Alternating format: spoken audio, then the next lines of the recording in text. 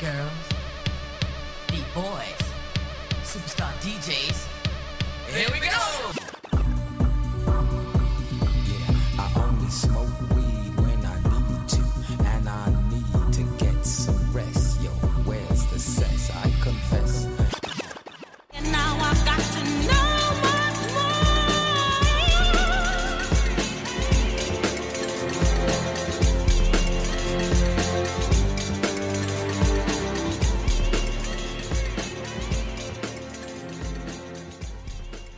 Hello and welcome to Britpop Banter. My name is Kevin.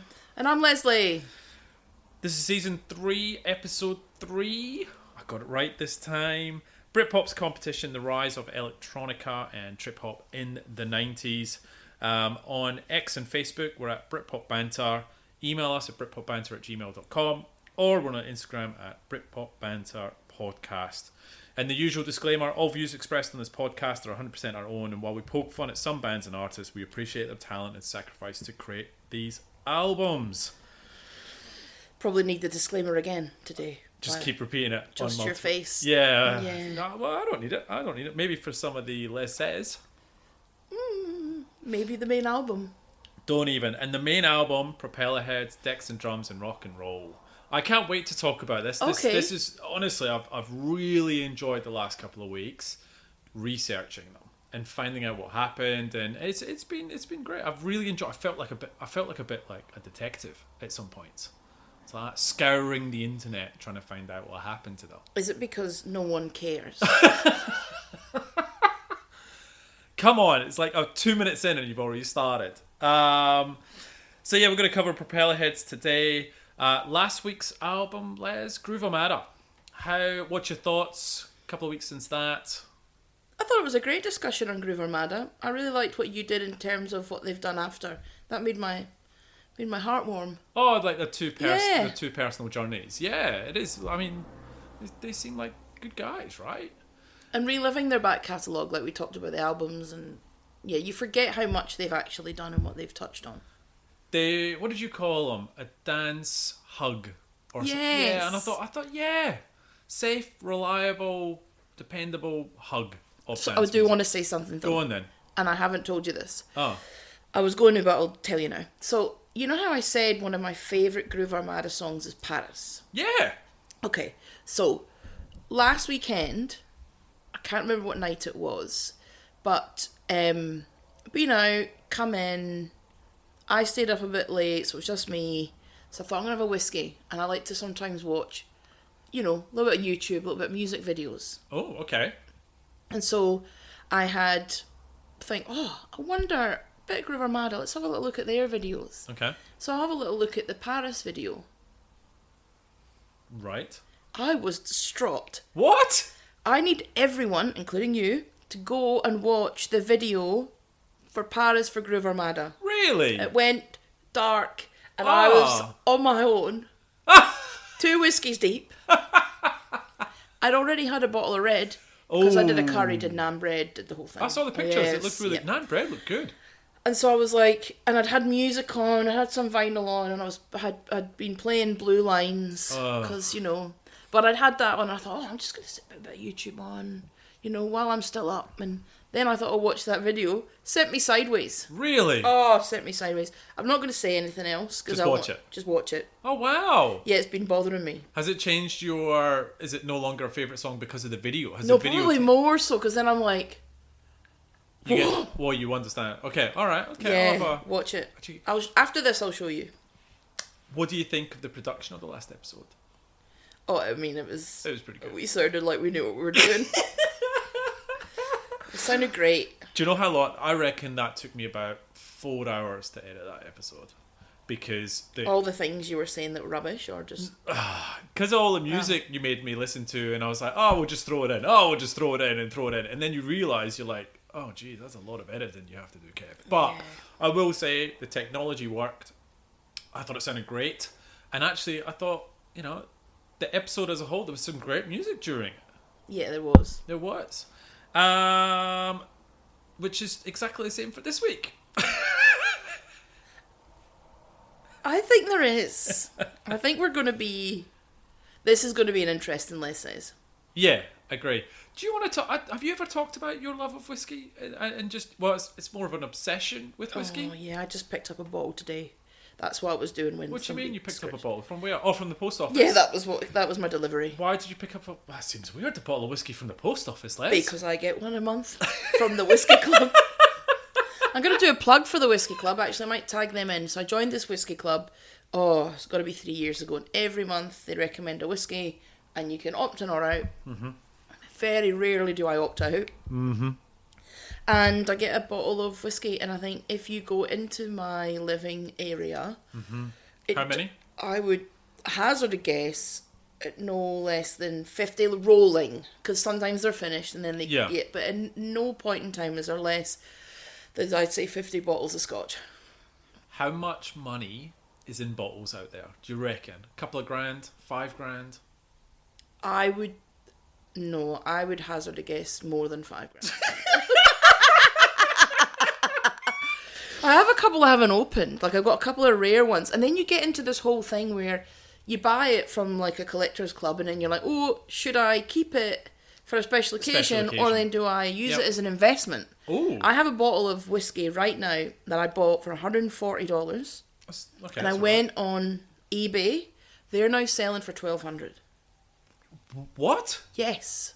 Why? What happened? Because Did the there's distillery only... burn down or something? No, or? because they do only special releases. So you get special releases. They might okay. do 400 bottles.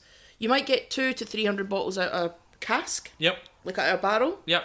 So they might do 2 barrels. That's it.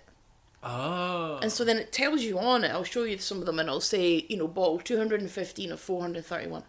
It's quite the little hobby you've got there. Mm-hmm. I don't know if it's best for your health, Well, but it's... But you can't drink it all the time. No. But it's just sensational. I've got whiskey books. I've enrolled in a whiskey course. Oh, have you? Yeah.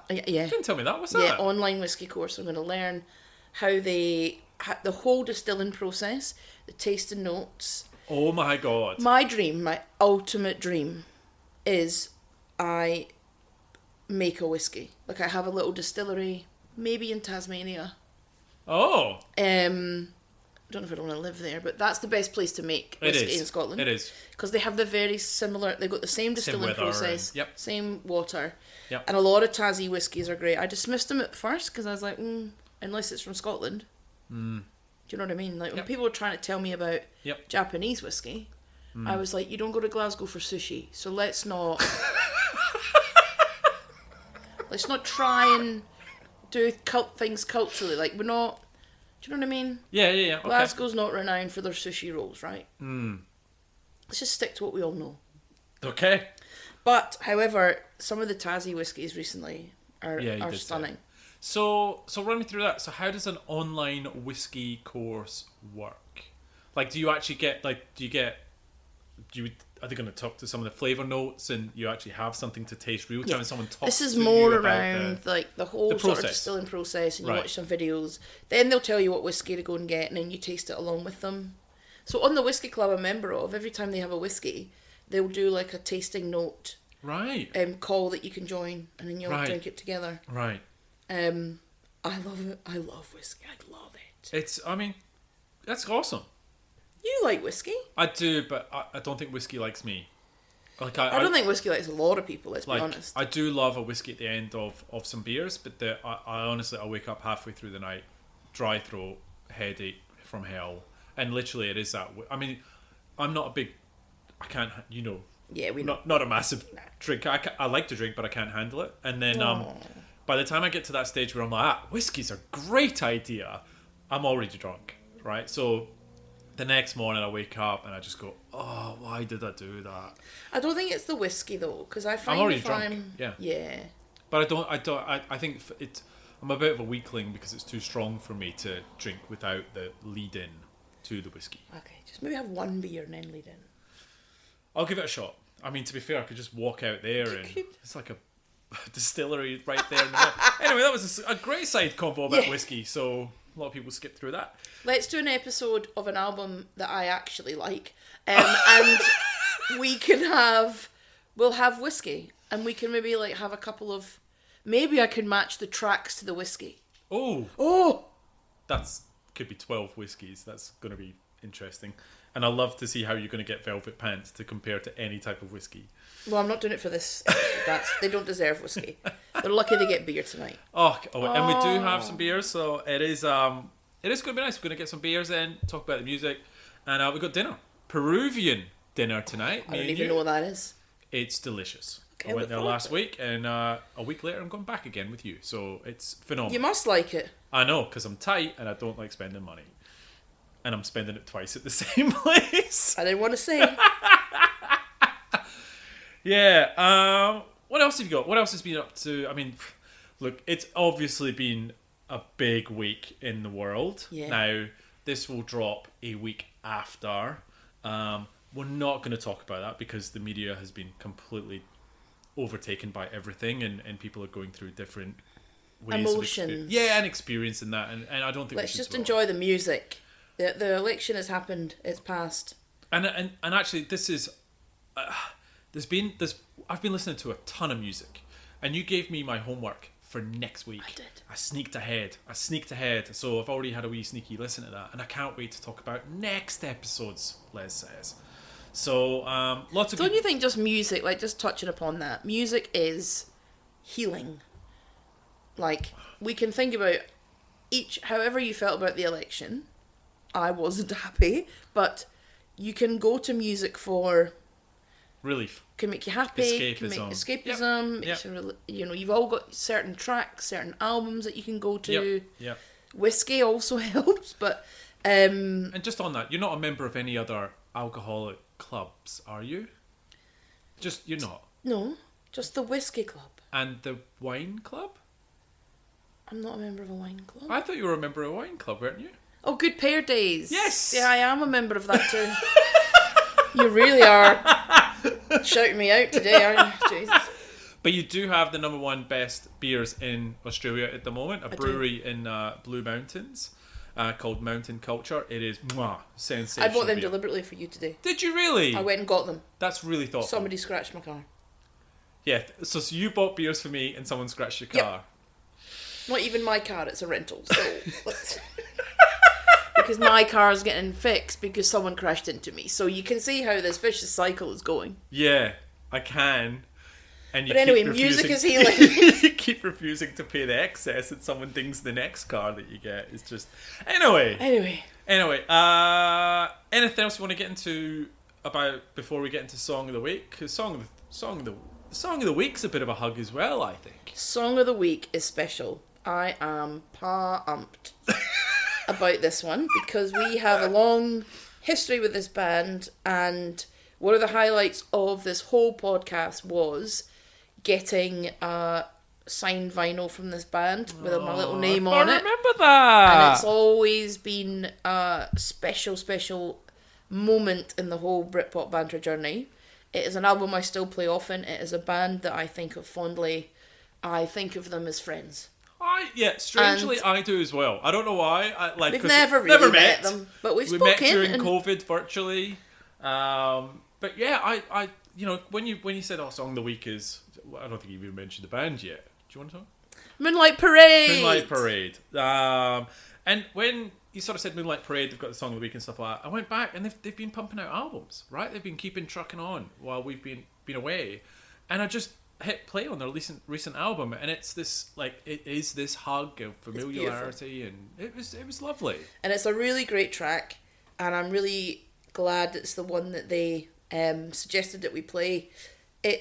They are so familiar. It is such a hug. Their music is just, it brings me warmth and joy, and I've loved everything they've released. So I feel this is particularly special that we are able to say that this is our song of the week.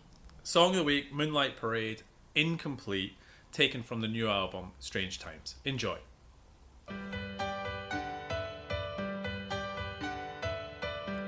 I'm incomplete, I'm out of time.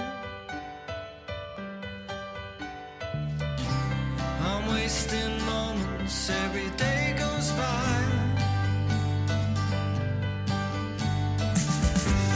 I'm incomplete from 9 to 5.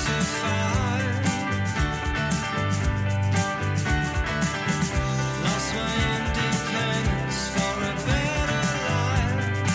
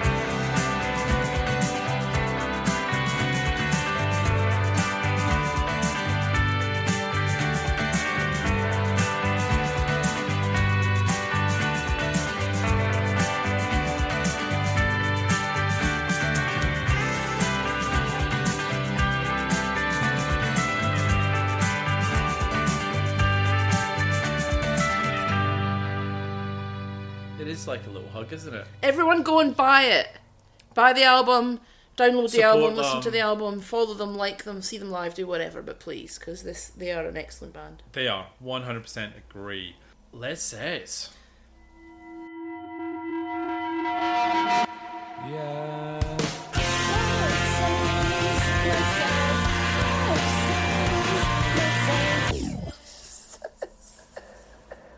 Where do you want to start, Lyle? Porridge Radio. Okay. I've been I've been so excited about this all day because I don't know if anyone has noticed in the podcast, but hashtag conviction Kev seems to be a new person. Remember sit on the fence, Kev? Do you remember him? He seems to have vanished. So this whole disclaimer he says at the start, I mean, I feel like you've been way harder on bands. I have, and it's not stopped. I don't know what. Maybe it's being free from social media, right? And I think the first couple of seasons I was really trying to be down the middle and trying to be impartial and fair. Like me. No, but like I didn't want to offend anyone. Like this people's living and jobs, and also my opinion is different to others, so I didn't want to go too far to offend listeners and their views. And now I'm not on social media, and I don't. My care factor's not there as much. That as it Kev's used to. gone. So, and I don't. And again, and the reason why. Got me going again. You love this. The reason why is maybe my tolerance isn't where it used to be. So if I hear something that's not good, it immediately strikes out. And so I just my tolerance level is not there as much as it used to be, because there's good music out there. There is great music out there. Why am I listening to some of Are this you shit? suggesting that I'm not giving you good music? No, I'm just saying. Is this what you're trying to say? All views expressed in this Digging a podcast. Hole by Kevin Dodd. Dig Your Own Hole. Do we? Maybe. Is that an album that Maybe. we cover? Maybe. Because you should be your album. That should be your album. Anyway, Porridge Radio. Let me get stuck in. Their new album, Clouds in the Sky, will always be there for me. What a lovely album title. I do like that. Have a point. Have a point. Porridge Radio. It's like the titles have turned. Porridge Radio were formed in 2015 in Brighton. They are fronted by vocalist and singer Dana Margolin, keyboardist Georgie Stott, and Sam Yardley. Their music is described as slacker indie. Have you heard of slacker indie? Nope. Let me explain to you what that is. Oh, thank you. You're welcome. It refers to a style of indie rock and lo-fi music that originated in the US in the 90s. It's a more laid back and apparently more authentic than traditional rock. Okay. Slacker indie. Okay. This is an education. Oh, I'm learning. Thank you. This is their fourth album. If you remember, we reviewed their album Every Bad back in 2020, which was nominated for the Mercury Music Prize. Didn't win. It didn't win. This didn't get nominated. Okay. Okay. Reviews. My friends at Pitchfork. 8 out of 10. Clouds in the Sky, They Will Always Be There For Me, the fourth album from Magellan's band Porridge Radio, arrives at the tail end of an exhausting stretch for the UK quartet. Their two previous albums vaulted Porridge Radio to visibility, garnering UK chart placements and nominations for major awards, as many artists must do now to stay solvent and keep momentum. They toured relentlessly through 2020, then caught in a marketplace that demands more and more from musicians while paying less. They burned out. Oh. Magdalene went home to heal from fatigue. As she started to recover, she split from her partner, Oh no. landing in fresh turmoil, weaving her long-standing poetry practice into her songwriting. She poured this into a crop of ferocious new songs. Is it this album? Yep. Have a point. Okay, you're gonna feel better now. Clouds is the sound of reaching the very end of your rope, then soaking it in oil and setting it on fire. Oh. So, Nope. I will go first. Thank then. God for Okay. that. Right, okay, go. So, I wasn't a huge fan of Every Bad last time. I am a fan of this album. Okay. I really enjoyed it. And this is before I saw this Pitchfork review, to be honest. I only found that a couple of days ago. I'd already made my mind. You're not going to be influenced by Pitchfork anyway. Not really. Well, this album for me is... It does feel raw. You can tell there is emotions in it. Yeah, I agree. Her voice, her voice in the album, I remember back then, really, I didn't enjoy it. And for some reason, it's grown on me. Maybe I'm becoming more tolerant while you become less tolerant. I don't know. Tables have turned. Maybe they have. Yep. But for me, the lyrics, the music can sometimes be quite... It can be quite jarring. There are tracks that I'm like, ooh, okay, now. Yep. Like Pieces of Heaven, like sometimes you struggle. You have to be in the right mood. You have to listen to it at the right time. If you give this album the attention it deserves, though, this is not background music.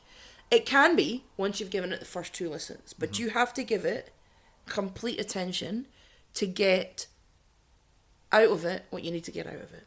And when I put it on the first time, kind of like background, working away, doing things, I was like, oh, I don't know what's happening. Then I thought, no. Focus. Focus, Liz. That's not a strength of mine. Focus. I did, and then I realised I was actually listening to an incredible piece of music. Wow. I really, really enjoyed this album. Anybody's a great track. You Will Come Home. Pieces of Heaven was jarring at the start, but you do have to give it time. One of the best songs that I've heard this year is God of Everything Else. Absolutely stunning song. And now when I think about what I read, what she's gone through, you kind of think about that song in terms of she wants to be her own God of everything else. And she's going to rule it, and she's going to take that time. And do you know what? All power to her. I am a huge fan now. Wow. 7 out of 10. Good for you. Thanks. That was really good to... Actually, that was good to get the context, right? And You're welcome. Yeah, so... I did it deliberately to make you feel bad. So we reviewed Every Bad on the Oasis Sot Sog episode. I wrote back then, wow, what an emotion this is. The lyrics are so raw and personal, you feel drained after listening to it. It's not an easy listen by any stretch. The songs are quite long, and because of the nature, they get aggressively punky, and as you go on, you get more and more fatigued. At least I did. But that's just me. That's not the band's issue, and I gave them 6 out of 10. Because it is, like you said, it's not an easy listen. No. Now, I will say, you've took the time to properly get yourself in the right headspace, environment, and you've got the backstory to sort of wrap all that together. I do that after, though. I didn't do that, right? I didn't do that. Are you taking less serious enough? Do you think? I try not to research, like, as in to look at other people's opinions of the albums, because it influences me. But the problem is I miss out on insight like that, which is quite useful to have. So either way. So just like back in 2020, I tried a few times to listen to this. It's way better than one of the other albums that we'll talk about today. However, not something I will run back to. I will take your advice, though, about going back to this again and actually being 100%... Because generally, it's not something cleaning the house. It's not something working, typing away, and then you've got it in there. It's not an album like that. No. So it needs your attention. Musically strong. I struggle with the vocals sometimes. I feel it's the exact same as last time. For me, in my opinion, hasn't changed. But God of Everything Else, to me, stands out. It's an incredible song. Yep. And that is a phenomenal song, and we will play that because I think everyone Yay! needs to hear it. This wasn't for me, though. What did you give it? A 6? 7? I'm a 4. And okay. Oh, views on this pod. Sorry. So, but it's not for me. No, it's and not. And that was my Yep. argument last time I did Porridge Radio, which is, musically strong, the lyrics are strong, the vocals, all that sort of stuff. It's all, but it's not for me. But I tell you now, the one thing we can both agree on is God of Everything Else is an incredible song that needs, even people like me who don't like the album, that is a phenomenal piece of work. Yep. So, should we play it? Yes, please. All right, Porridge Radio, God of Everything Else.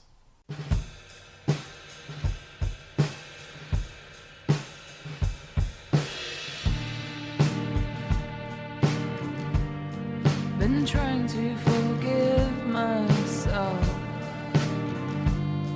for wishing I was somebody else, for wanting you to love me back, but it's worse than that. Oh, you're wishing I was somebody else. You always said that I'm too intense. It's not that I'm too much. You just don't have the guts. Don't need to know where you are. You'll be hit by a wave of me. I'm the god of everything else. You're the god of losing me. Don't need to know where you are. You'll be hit by a wave of me. I'm the god of everything else. You're the god of losing me.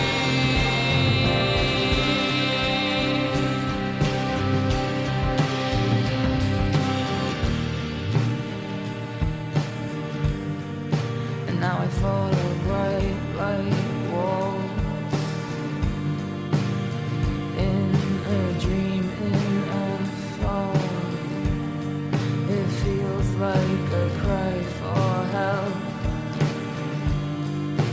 wishing I was somebody else, begging you to love me back. I watch the way she stands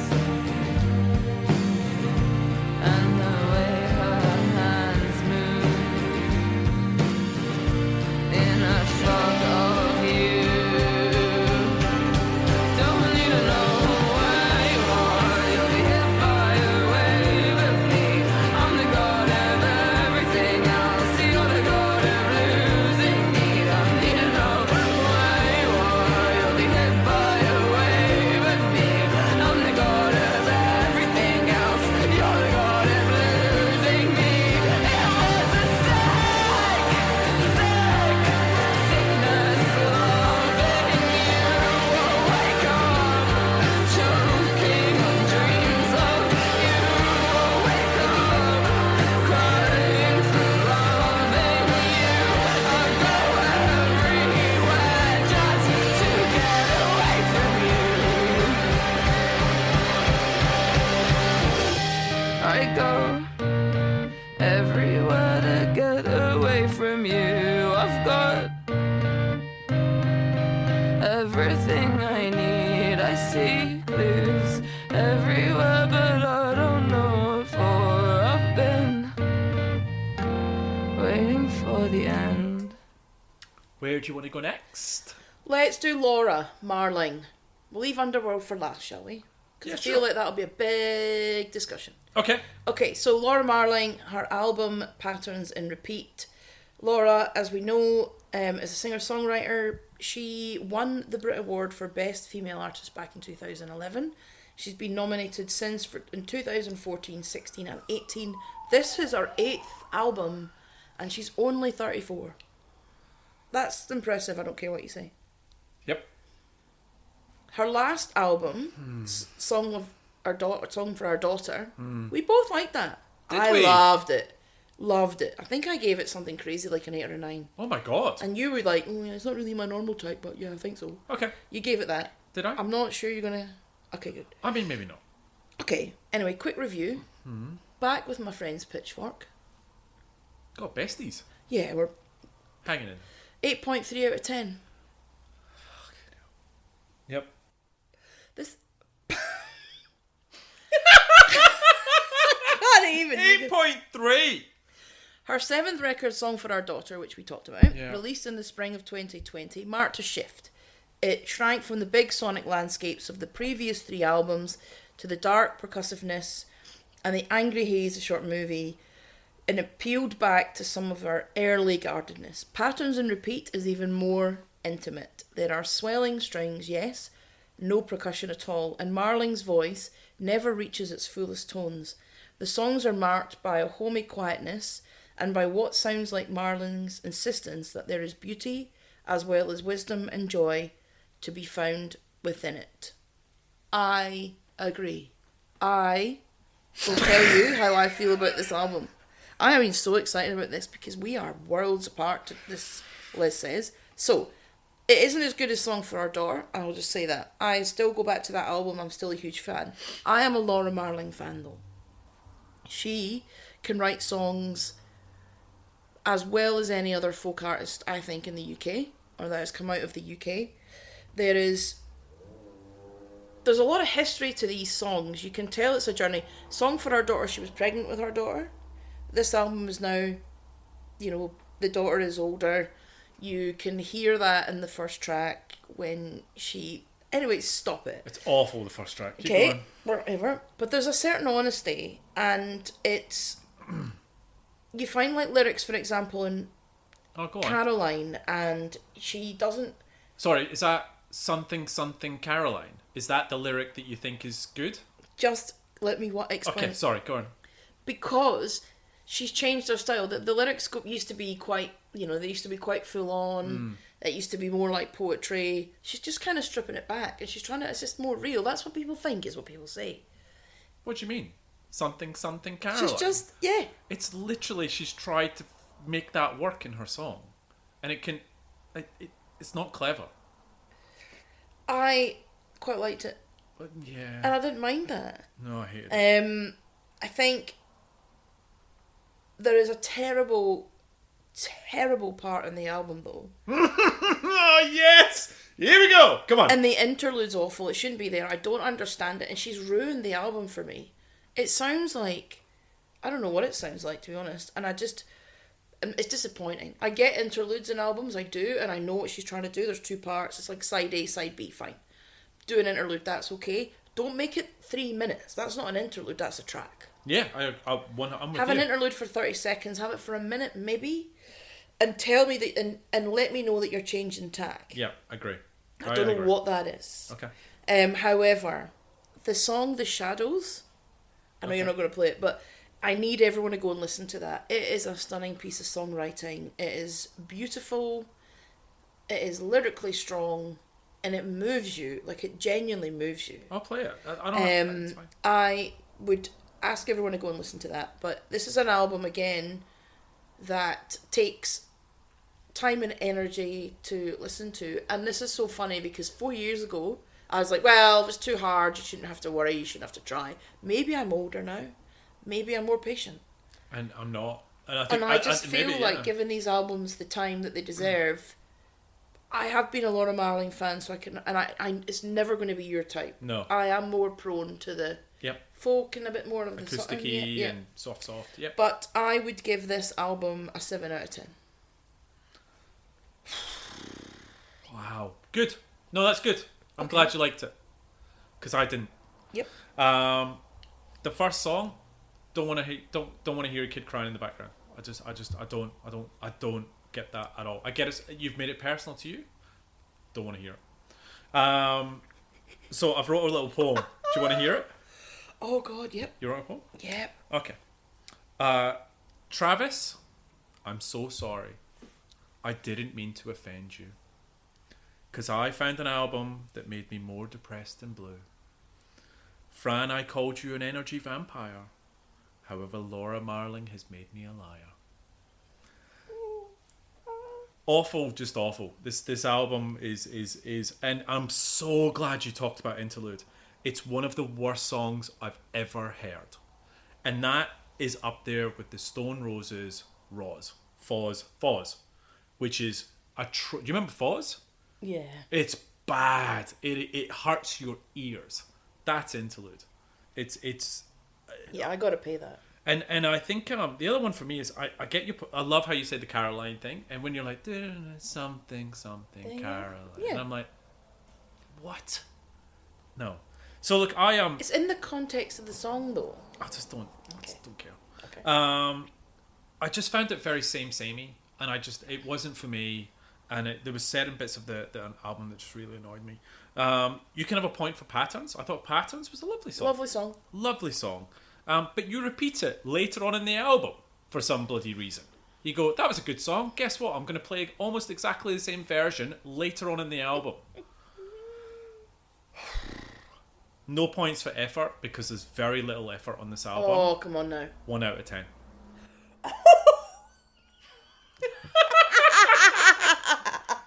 I'm not being mean. That was see. I'm looking at. There's a guitar right next to me. You could pick that up. Mm-hmm. I'll give you an hour. Write 10 songs. It'll be better than that. I mean, look, I really like your faith in me. If I could do that, I wouldn't be sitting here, would I? I'm sorry. I really, really, really struggled with this. I just don't think it was that good. Okay. She'll not appear on Les Says again, I promise. But you know what? You really enjoyed it, and maybe I'm just being stupid and harsh. Do you want to play that song you wanted? Yes, please. I'll try and claim it back on tax. What's it called? The Shadows. I'll play The Shadows Thank by you. Laura Marling.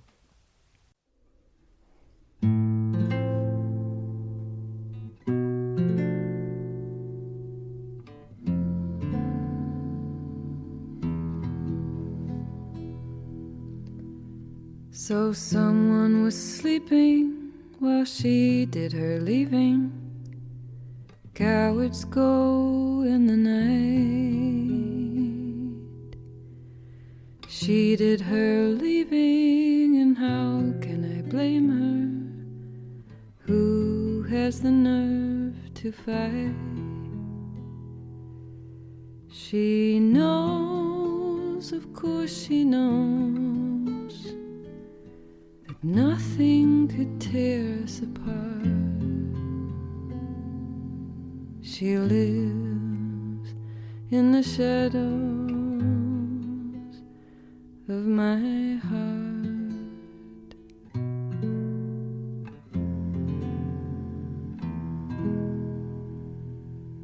I tried to persuade her in vain. Of course later that's something that I denied.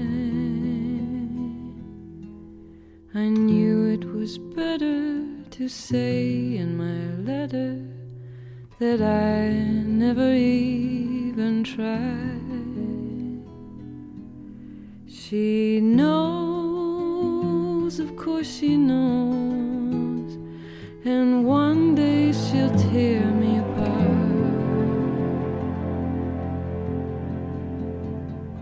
This shadow that she'll leave on my heart.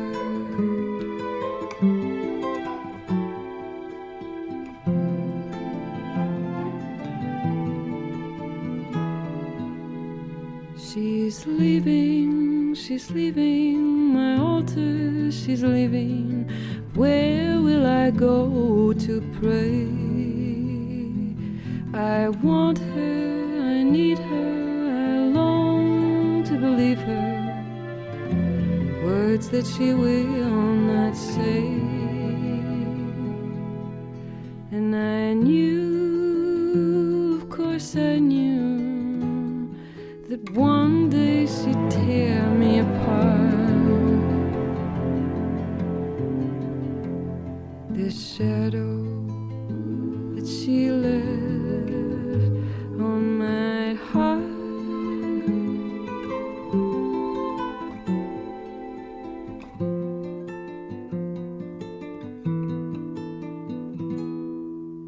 She's leaving my altar, she's leaving.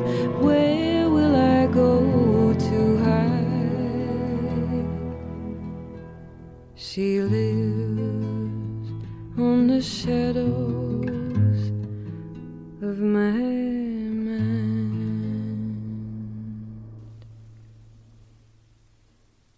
Okay, so Underworld. This'll cheer you up. I think I need a break. Yep. Okay. Cool. Go. Strawberry Hotel. Yes. So excited for this one. Okay. Like, I mean, so excited. The minute I didn't even know it was coming, and you're like, Les Says Strawberry Hotel. I'm like, oh my god, cannot wait to hear what they've got. Does your excitement continue? Let's find out. Underworld were formed in 1987. Yeah, I do want to talk about their age, but keep going. 87. Anyway, Carl Hyde, Rick Smith, we know. Darren Emerson was in the band for a couple of years, Yes. and then Darren Price is part of the live act, Yes. 2005, 2016. Yes. This is their 11th studio album. 11th. Since 1987, though. I know, but that's a lot of effort. So they'll get a point for that straight off the bat. Point for trying, because you've been doing this for a while. Okay, You know keep what I mean? going. Long service I feel leave. that this- So they're going to get long service leave. It's Anyway. not so much long service leave, it's retirement. Yeah, okay. Okay? Okay. Anyway, The Guardian. 4 out of 5. Yeah. Yeah. Did you read that? No, Oh, just guessed. okay. I knew The Guardian would like it.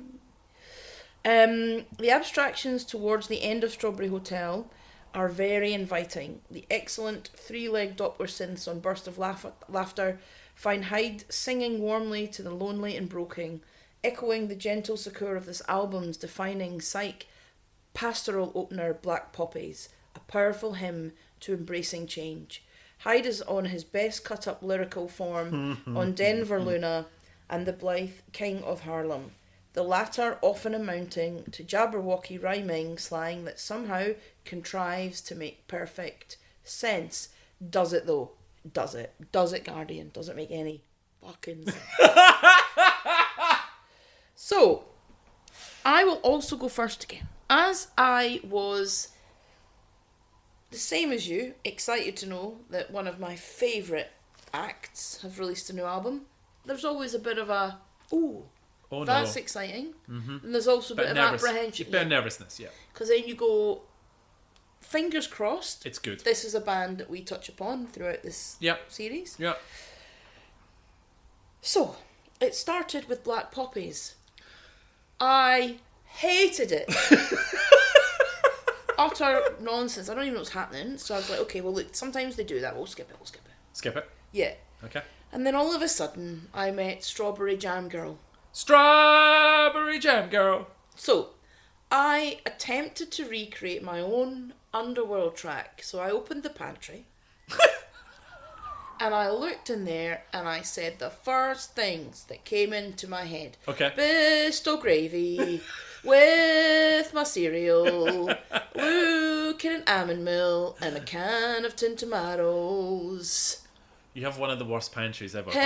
Herbs and spice lady.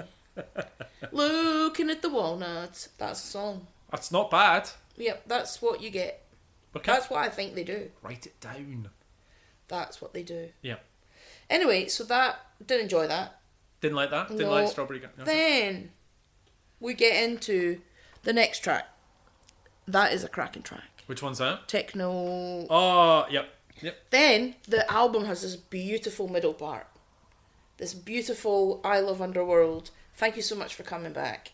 Because you've got that track, then you've got And the Colour Red, Sweetlands, High Low Sky, Burst of Laughter. In amongst all of that, there is this other track, Lewis and Pomona. I hated that because he does this really annoying rah, rah, rah, and you're like, what's happened? Someone help him. Somebody phone an ambulance. I know you've been releasing music from 1987, so I can imagine this is a struggle for you. So Oh, that's mean. there is a middle part of this album that is Underworld that we know and love. Yes. I struggled with his voice this time, and I never usually have. Like, I just was like, oh, I don't enjoy it. Usually I love it. You do. Because, like, when I think about some of the tracks when his voice is really, like, when it really kicks in, everybody knows his voice for all the major tracks, but, like, you've got Dark and Long, Cowgirl, you've got all these other tracks where you're like, oh, it really fits and it really makes a difference. Yep. His voice on Boku Fish makes the album. This, No. I just don't know what's happened. It's Okay. like I've flip reversed. So, is it a bad album? No, it isn't. Okay. Is it their best album? Not close.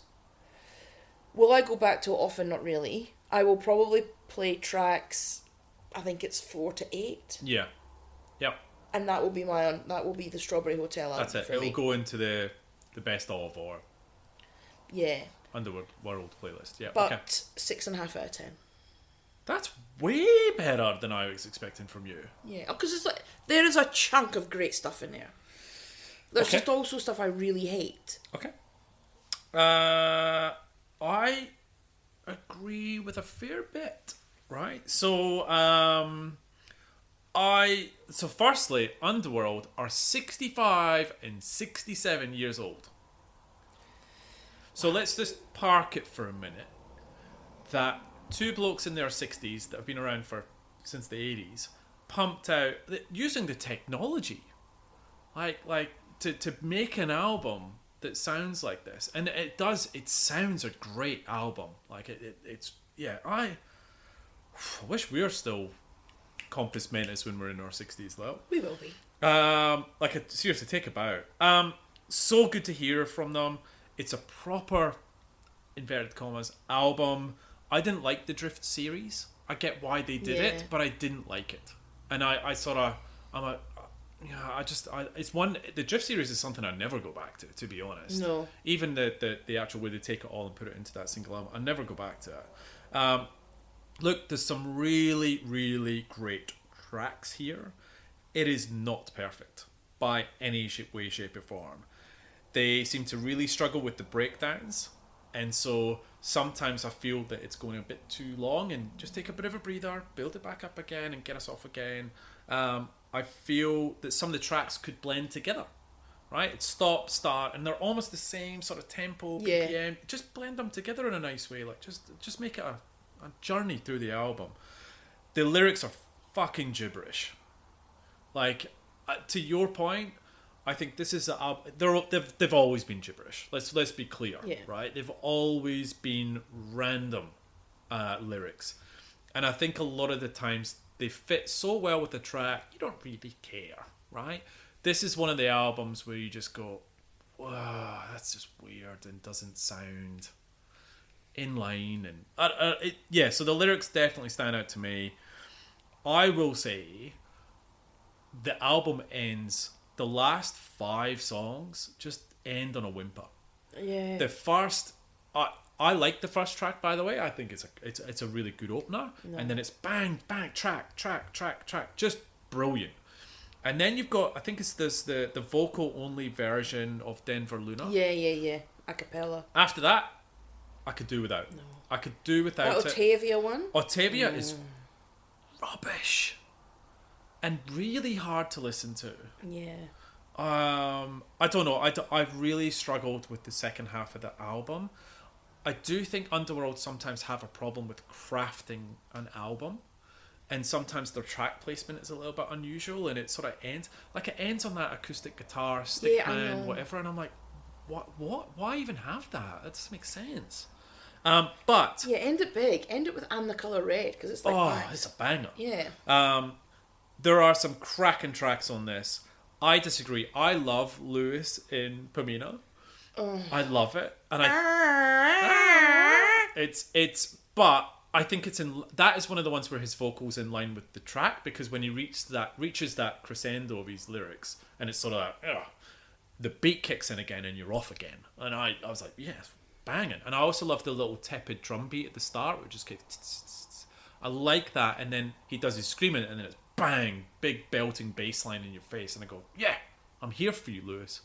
But I do think it's it's polarizing, because you didn't like it and I did, and I think it's a good gut feel for, if people like this track, I think you get a lot out of the album, right? If you don't, it's probably not for you. Overall, 7 out of 10.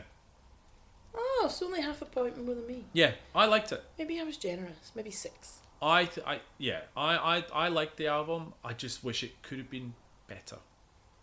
Yeah. But I dare say, like, I know we've spoken about Underworld before. The best gig I've ever been to with you, or in general, is Underworld at the Sydney Opera House. Fantastic.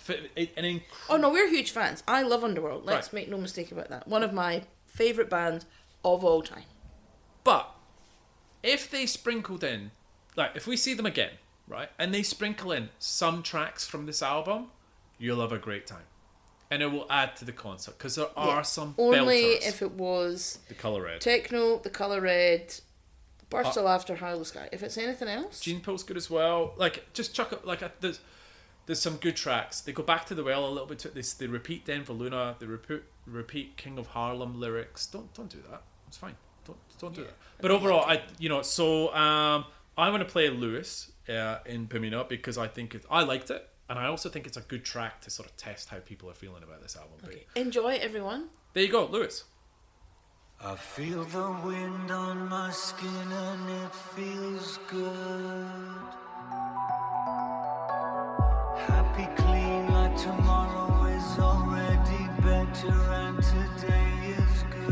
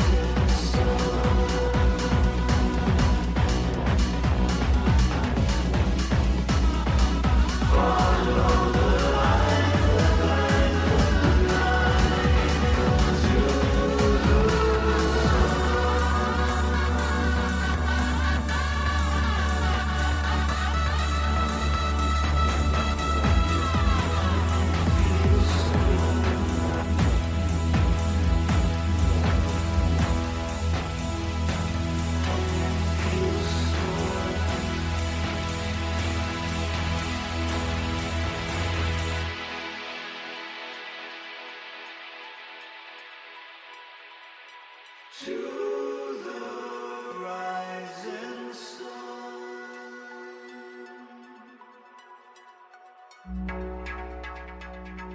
Follow the light, to the sun. So that was Les Says. Mixed bag. For you. I quite enjoyed it. So What's next? we have the Cortiners. Is it not the Razorlight? Courtineers? No, the Cortiners. Oh. Just it is. Okay. The Razorlight, and then Theist Thaws, who Who? is tricky. Who? What?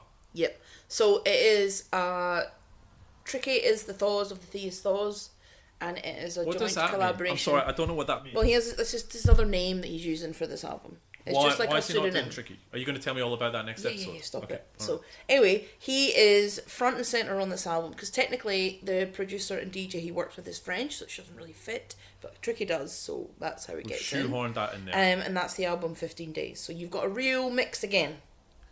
You've got Okay. a little bit of like poppy, bit of indie, bit of maybe DJ trippy hop. I am so excited to hear what you think about all these albums, particularly the Theist Thaws one. Yeah, I've listened to it. And I'm not going to talk about it because I'm going to hold you. Because I can see it in your little face. I want to talk about it because I sneakily listened to it. But what I would do... You're not supposed to do that. This I know. is cheating. Well, it's homework, Les. You know what I'm like with homework. Get it done, out of the way. # no homework. Yep. I got it done early. Right, so people will have 2 weeks to listen to this episode and then, for the next one. I think everyone needs to listen to that. So can you post it on the socials and get people to listen to it so that when we talk about it, they know what we've listened to and they're already there. I can. Because I think it's an interesting one, that one. I can't wait to talk about it. Interesting. That's it. That's all you get. I do want to talk about Small Black Arrows. Oh, yes, please. Okay, go on then. You kick it off. I don't know what you were going to say, though, so I just got excited. I got excited. So, as you know, that was our song of the week. And it's a fabulous song. Lovely song. They have another track, Trojan Horse, which I've had on repeat. Yep. It is a banger. I really love it. His voice is incredible. We spoke about it, Song of the Week. Yeah. I reached out to them to say, hey, look, we've made you the Song of the Week. Yep. And they were so cute. And they got back. And then they shared Yep. their socials. Yep. And I shared whatever you do with social media. We shared stuff together with hashtags and Things. signs and shit. And it was amazing. So they have an album, The British Museum. I would love everyone to go and listen to that album. I don't know if this is what you were going to say, but I would love everyone to go and take a listen to that album. If you love the Song of the Week, and even if you didn't, I don't care, just go and listen to that album, because I do think it is... They are really up and coming, and this is what's great about this podcast. If we can highlight and shine a light on this, but Yep. they are... I really enjoyed them. I was going to say exactly what you said, which is I really enjoyed the Song of the Week. And obviously I went in to have a wee listen to the album. I think it's called The British Museum. Yep. And I like the way it's done. I like the little sound samples that make you feel like you're walking through a museum. Yep. I like that. And I also... Very clever.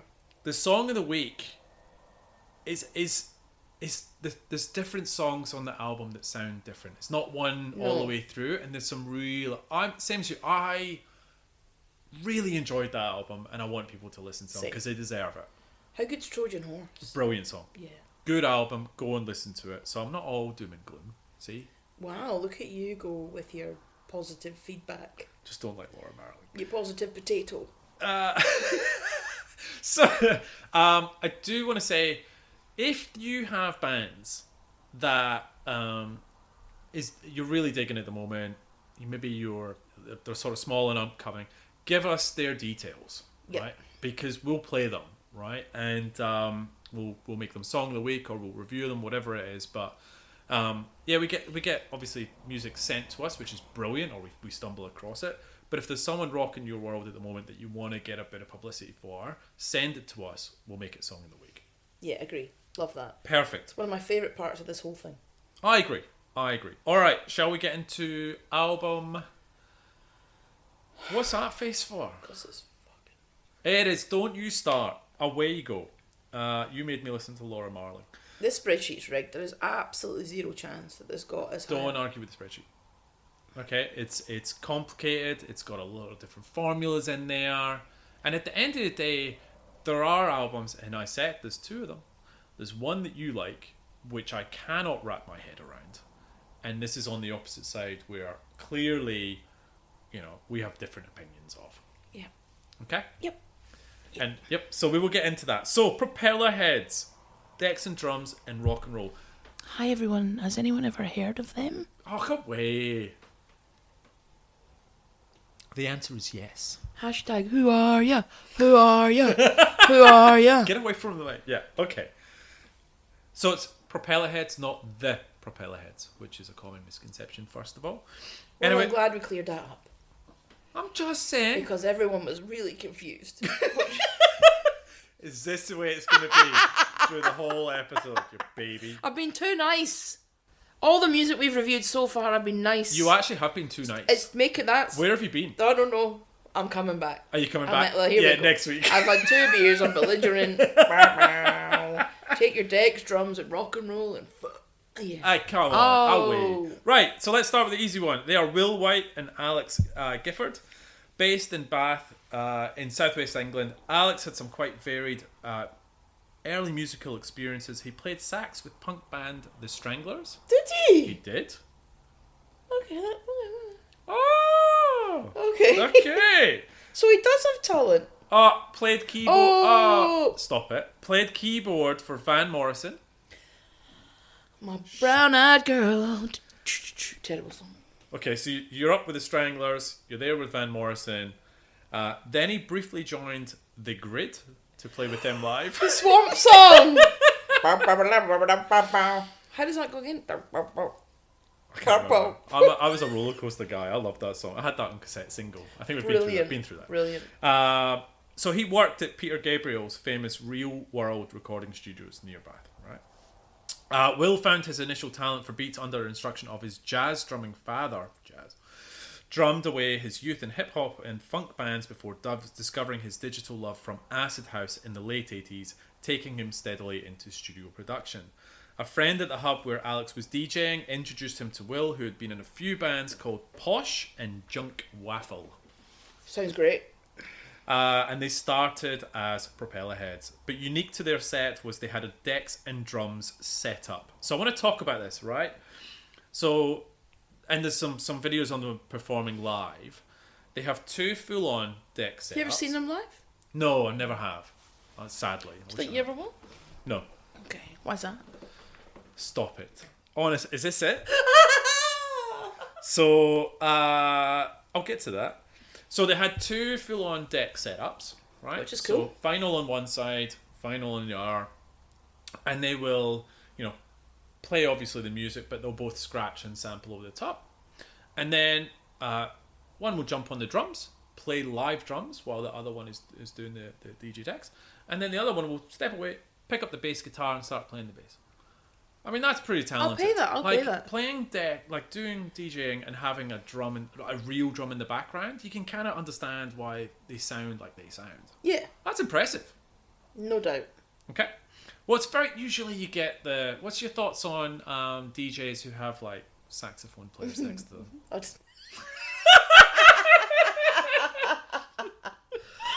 If I'm on a rooftop bar overlooking the ocean and I'm 14 gin and tonics in, I'm a massive fan. If I'm just listening to it, Yep. I'm not a huge fan. Yeah. But I do actually quite enjoy it if it's in the right setting. Yeah, that makes sense. So I don't know if you remember when I used to live in Coogee. You hate Coogee. I hate Coogee. Right. So Coogie's what? Describe Coogee. it's a beachside suburb in Sydney. Yep. And a lot of backpackers go because when I was one of those. But they used to, and so it's got a beautiful beach, lots of cafes, restaurants, kind of what you would picture, like Sydney to be. Yeah. And it's not far from Bondi, same kind of thing. And so every Sunday, it's now a different pub. It's far more posh, and I'm actually going there tomorrow for lunch. It's really but posh. It never used to be, and it used to be called the Palace, and they had various levels. It was a huge pub, various levels. And then this level, they used to have it open on a Sunday night. And we would always go. There was a DJ and a singer and someone on the saxophone. And jugs of snakebite were $10. Jugs of snake, but oh my god. So we didn't have a ton of money. So I used to go and get myself a jug, $10, my glass. And I'd be pouring and dancing and pouring and dancing. Overlooking the ocean. I mean, I'm a girl from Scotland, remember? I'm watching the sunset over the beach. Fair play. Someone's doing a wee bit of Fair head play. candy with a bit of... And You're all in on that. All You loved head candy. All oh in. my god. I was like all in. $10 snakebite, DJs, saxophone, singers, and oceans. So to answer your question, yes. If I was to put it on, if after this you said, why don't we put that on now, I'd be like, oh, No. probably won't. Yep. But they are happy memories. That's really nice. We went there my very last night, do you remember? I Uh, was really struggling because we'd been out the night before. It was very hard to get there. But we danced. You danced to the saxophone and the DJs. Oh wait, You did. I must have been drunk. You must have been. That's lovely. And what was your typical backpacking? Not much money. What was your typical meal of choice? So, Fine dining. yeah, money was a problem. So another friend of ours, we would go to the Woolworths and buy 40 home brand, which for everyone else is like Tesco value, fish fingers. It's the cheapest of the cheap. Yep, but it's 40 though. 40. It's not fish, is it? I don't know what said so. Fish fingers. And we would make various recipes. So for example, we had a fish finger pasta. Did Which you? was fish fingers with pasta, baked beans as the sauce with a bit of cheese. Hold on a fucking minute. What? So Wait, it was like so pasta run me through this. with the sauce from the beans. Stirred it through with Like, wait, some baked bean sauce. beans, yeah. So you would get the pasta, Yep. baked beans, Yep. tip it in, Yep. mix it, Yep. right? Then you'd you'd have grilled your fish fingers, cut them up, bit of cheese, and then you'd put that in the oven like a pasta bake. Like a fish finger, Pasta bake. a fish finger, baked beans, and lasagna kind It of wasn't thing. lasagna, it was like penny pasta. But you're putting it under the grill. Surely that's a. Well, oh yeah, it's yeah, I just a see. pasta Yeah, bake. okay, a pasta bake. Yeah, so we did that. We had various fish finger sandwiches. I mean, the traditional one was with a bit of tartar sauce, mushy peas, bit of cheese. That sounds nice. Actually. There was another couple we had went a little bit haywire, like salami and like all sorts no, of that's stuff. weird. We did a fish finger curry. That was that sounds rough. that was a particular favourite. We did fish finger parmigiana. Oh my god. Yeah, and we had this really great idea that we were going to write to Birdseye, get them to sponsor us. Who are they're not home brand. They're the big boys. The big boys, and get them to sponsor us. And in Coogee, can you imagine? So you've been to you've had the $10 snake bite. Yep. You've been dancing to the head candy and the saxophone. Yep. Bit peckish. You don't want a kebab. Yeah, you walk past the kebab store because and you're like, "No, it's McDonald's. alright, Yeah, I've had it's that. alright." And I want fine dining. but you got me in the van going, who wants a fish finger sandwich? We're talking British backpackers after, 5 pints of snake bite. Didn't get off the ground, but if it did, To be fair, I think it had legs. yeah, I think so. I've had all these ideas. I feel like sometimes quite entrepreneurial. Never just had the backing or the funding. Write a book. A fish finger Cookbook. cookbook. None of this is scripted, by the way. None of this. We've gone I don't off know where in. that- What were we even talking about? Uh, Propellerheads, that's right. Far more interesting about fish finger. Anyway, so we were talking about their style. That's how we got there. Talking about the drums and the decks. That's right. Which I think Do is I like saxophones? incredible. There we Right, go. there you go. We got there to fish fingers. Great. Anyway, so they grabbed the attention of Mark Jones, who owned Wall of Sounds Records, right? He said, I remember first seeing them in Bath, coming to the first gig at Hubs or Moles and being blown away. Seeing something that I'd never seen before. The energy out there was great. I wanted to give the boys the platform to do what they do in any way they want to do it without trying to change it. The energy and setup was just so different at the time, and some people didn't know how to take it. Fair play. No. The setup. I'm talking about the setup, right? Anyway, do you know what Propellerhead means? Yeah, like the head of a propeller. Nope. Someone who loves propellers. Nope. Someone who loves planes. So the term Propellerhead is a slang term for a geek or a nerd. And when Gifford and White heard A propeller head. I'll show you in a second. They heard from a friend in California use it in conversation to refer to someone else. They went, boom, love it. Now, Were you a propeller head? I'll show you a picture. You see this picture? No, you weren't that bad. No. So it's the cap with the propeller on it, right? So, anyway, that's how they got their name. I quite like the name. I think it's quite good. I've always quite liked the name. I didn't realise it was that. I just thought it was, I don't know. Yeah, they got it for being geeky, essentially. Now, have you heard of Propellerhead software? No, I have not. You heard of Reason? Remember Reason? Yeah. Okay. So Propellerhead software, that was the original version of Reason software. So that it was called Propellerhead. They have nothing to do with that, and they sometimes get confused. However, did you use Reason? Yes. How'd you go with it? Not good. No, neither did I. It's really complicated. Yeah. They're all complicated, let's be honest. I had Reason, and I didn't last. I got the full version of Ableton. Have you done Ableton? Yeah, hard. Okay. You made a track on Ableton? Rubbish. I've made a couple, and it's fucking hard. It's hard. It's You need to go and do a course. I reckon that you and I should go and do a course. So here's After my whiskey course. yeah, obviously. So I changed my views on the way I would obtain or purchase music from dance producers, right? When I realized how bloody hard it was, right? So going from But do you think it's any harder than a guitar or writing a song? Because I don't. well, no, because it's no, I don't. But the time and effort that goes into just making a 3-minute track through a piece of software like that is insane. Like I'd argue yes. However, I think about traditional musical instruments being just as difficult. Okay, so you need time to learn how to play that. You can do you can kind of mishmash a track around, but actually to get it to a point where it's decent, I'm like, you know what? Beatport, take my money. Give that to the producer. They spent hours doing that track now. Yeah, Have I my agree. money. I think anyone that creates music, regardless of genre, to that kind of level, has a talent that we can only dream of. Sure. Not Laura Marling. She's got a ton of talent.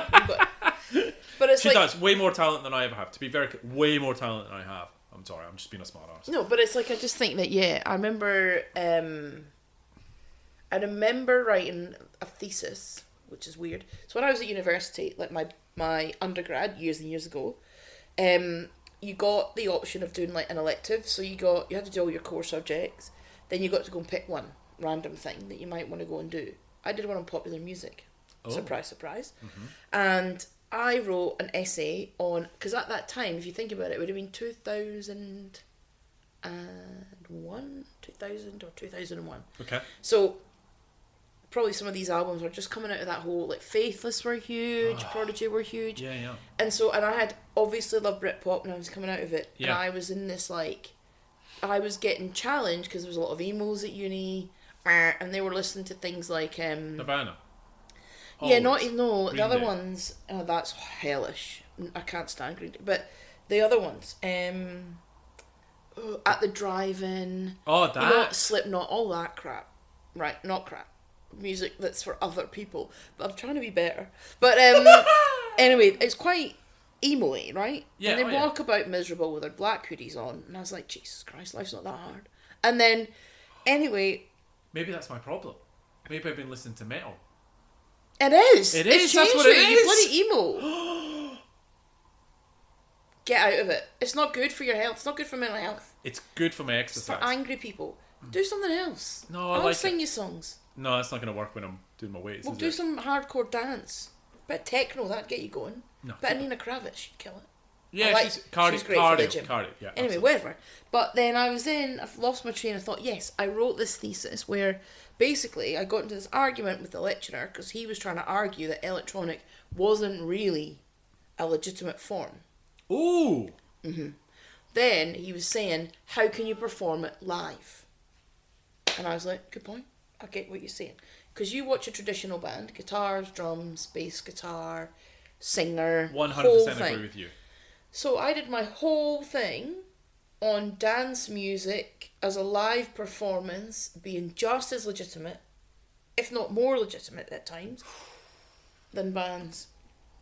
Ooh, I wish I could find it. I would I- have written like a baby because I was 21, but I would love to find that because That I would be remember great. finding all of this information out.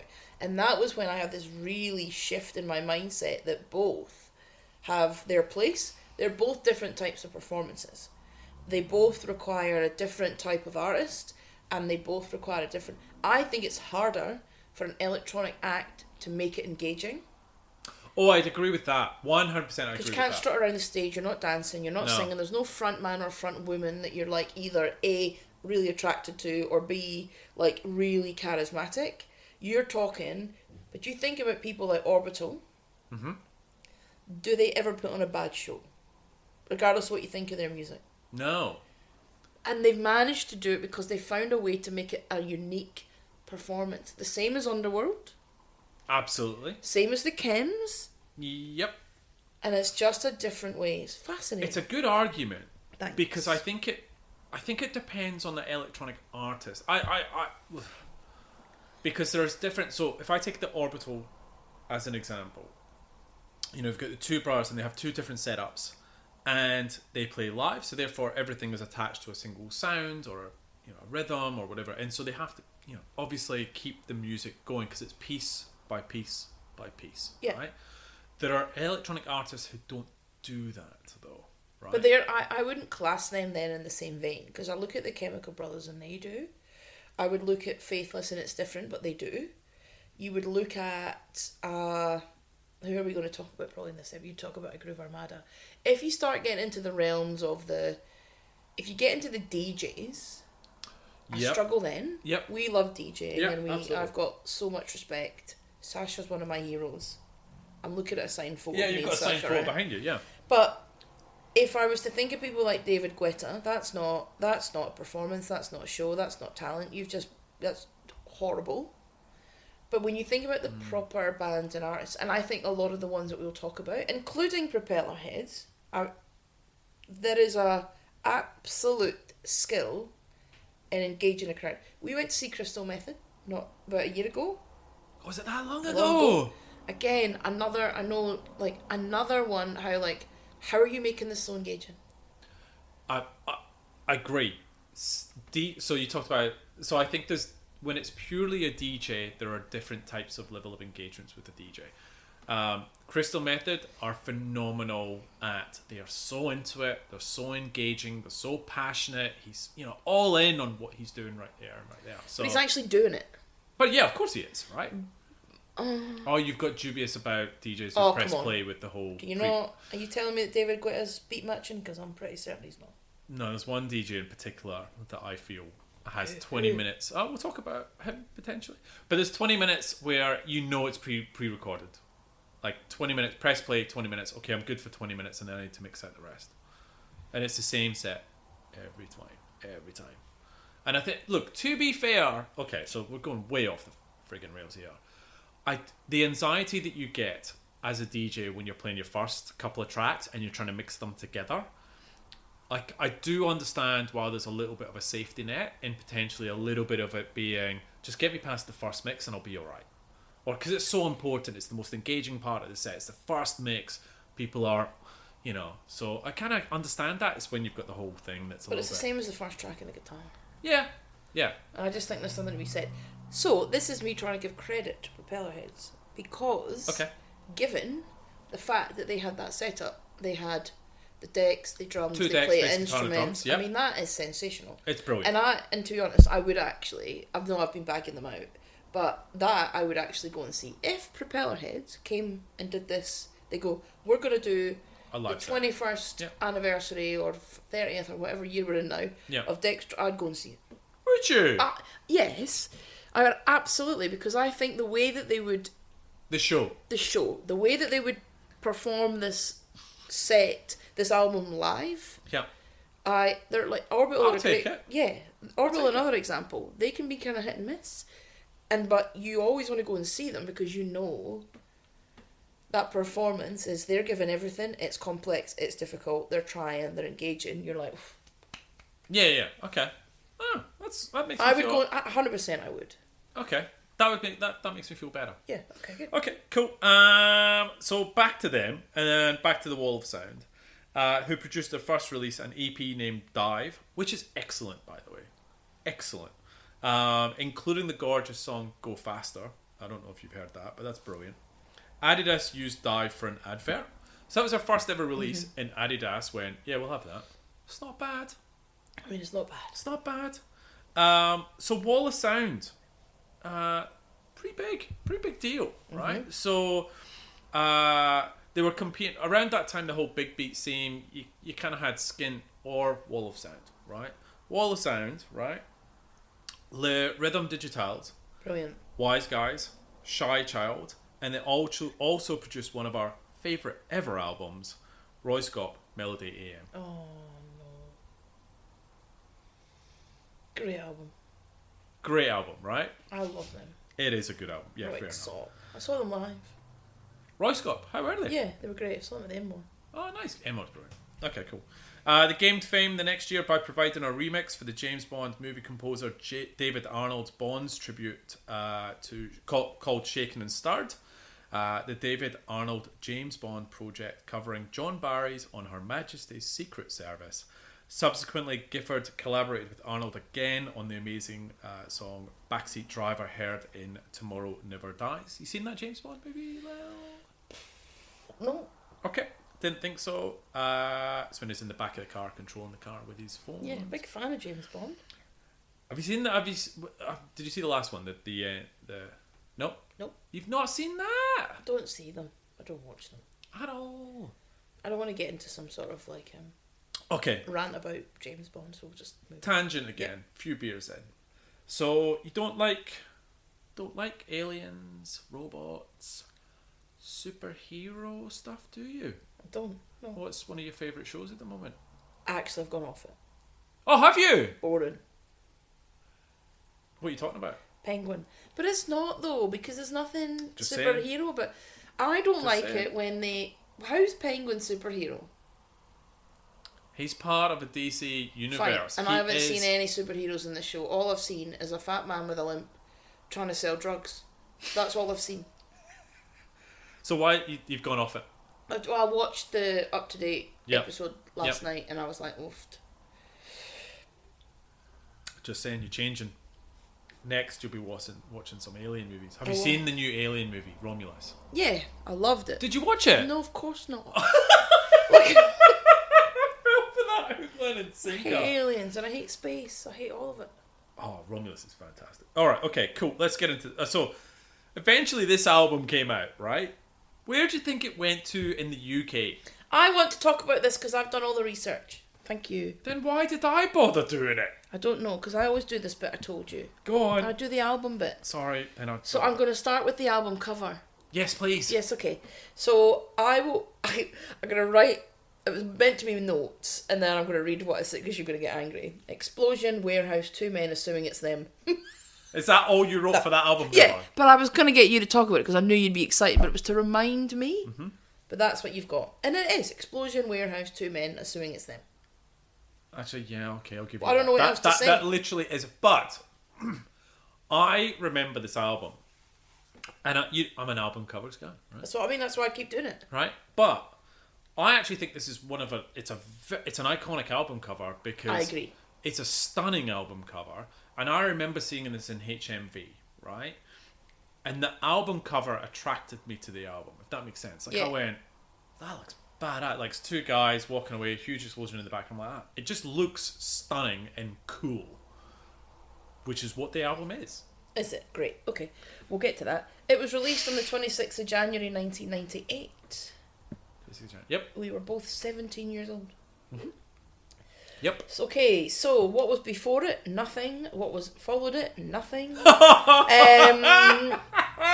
Album number, it's their only album. Low blow. We've touched upon Wall of Sound, the producer Alex Gifford and Will White. So, tracks and length.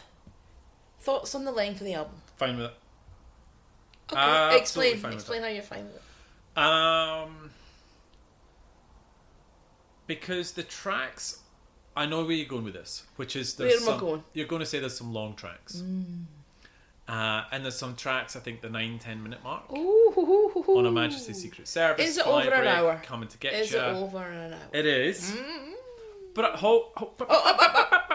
I think when it's electronic, you expect a longer album, right? I think you can. When it's a job. I'm fine with the So length you're of fine the with album. length? Absolutely fine. Okay. With it. And you know what? It's even better. Is the 20th anniversary of the album, which is Oh my god. There's Even another better. album. There's another part to it. there's a whole bunch more to it. jeez. Fantastic. Anyway, charts. Where did it get to in the UK? I know where we're into. Number 1, 2, 3, 4, 5, 6. Where did it get to in Australia? Oh, I don't know. Number 13. Okay, right. Is that impressive? And then Sorry, a number. sorry. Oh. That is. Don't fucking walk past that. Number 6. Yep. That is massive. Okay. It's because of Shirley Bassey, but we'll get there. So, and it got to number 100 on the Billboard 200 chart. It was nominated for the Mercury Music Prize Was it? in 1998. Should have won. Who won? Was that Ronnie? Nope. Oh, I don't know then. Gomez. Which album? Bring It On. Oh, yeah. Do you want to know who was nominated at the same time? I do. For Hero, 2 Pages, Asian Dub Foundation, Rafi's Revenge, Yep. Eliza Carthy, Red Rice, Yep. Catatoria, Which one? International Velvet, Corner Shop, When I Was Born for the 7th Oh, time. good album. Awful. Oh. Massive Attack, Mezzanine. Oh, wait. Pause. Pause.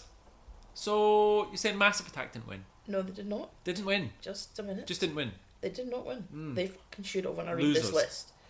And you would agree. I reckon I'm going to ask you with an honest opinion who should have won this. So Massive Attack, Propellerheads, This Is Hardcore Pulp, John Sermon, Proverbs and Songs, Urban Hymns, The Verve, Oh. Life Through a Lens, Robbie Williams. fuck, That's that's embarrassing. okay. Okay, so now that you know that, who would you want to win that? Wait, who won it again? Gomez. Wow, they were lucky to win that. Yeah, so I would have said either Massive Attack or Verve. Maybe they were too big. You know how the Mercury's a little Yeah. bit underground? Gomez was a bit unique, wasn't it? It was. That album was unique first time, Yeah, so they deserve it. I can go with it. Oh, that's a shame. I think Propellerheads would have been up there as well. Anyway, carry on. As of 1999, it sold 200,000 copies. And your favourite question, how long was it in the charts, in the top 100? So it was number 6. Came in at number 6. Yep.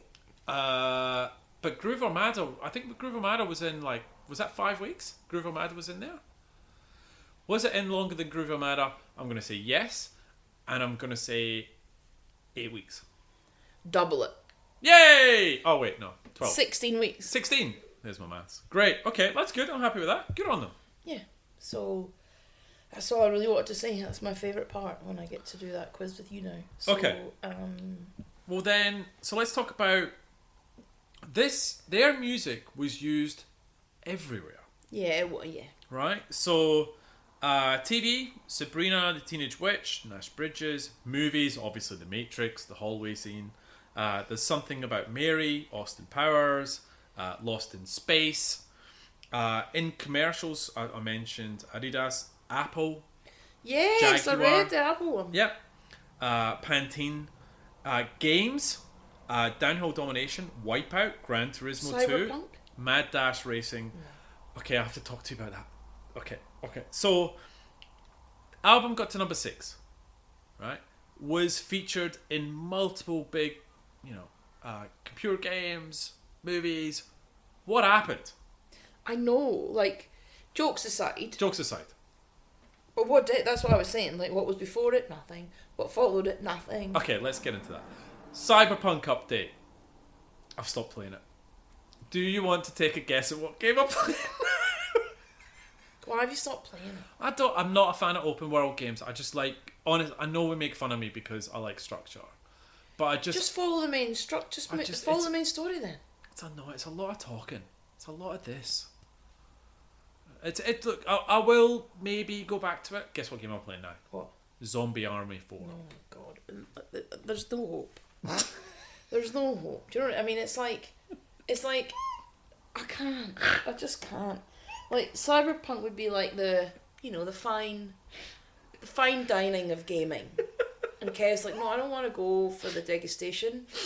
Just somebody take me for a burger. I'm playing Far Cry 5, I really like it. Oh, Far Cry 5 is good. What's the whole cult? Yeah. Oh, it is. That is a great game, actually. I didn't complete it. I need to go back to it. Anyway, on to the serious stuff. So, genuinely, what happened to him? So, something happened to Will, right? Bad? Look, they haven't shared it. And actually, when I tried to go into detective mode, he was hospitalized, but we don't know why. So it went quiet for a while, okay? So I'm assuming there was a health issue, and obviously that sucked, because that was probably the sort of peak they wanted to, but just, obviously things happen. They released the extended play EP in 1998, and in the song, Prop's Vote of Gratitude, Alex Gifford said to the listener, because he kind of rapped on it, that they would be back after a short break. This song is actually on the 20th anniversary as well. It's quite a long break. We didn't quite get back there. Anyway, Gifford moved to New York, produced the Jungle Brothers 1999 album. Did he? Yep.